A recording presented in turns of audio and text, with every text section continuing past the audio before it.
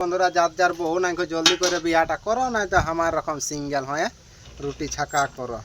তাই যে দেখতে পাচ্ছ বউ না থাকার গুণ, নিজে রুটি করে করতে করে গাঁদা খাতে হচ্ছে। আর এই আজ দিয়ে এই যে তরকারি চাপাঞ্জি আর এই দিয়ে আমাদের রুটি ছাকছি, একাই বেলো আর খাও। যে ওই জন্য বলছি বুঝলে না, করো না, দেখছো দেখ চাং করে না হয় নিলে আর আমাদের এইদিকে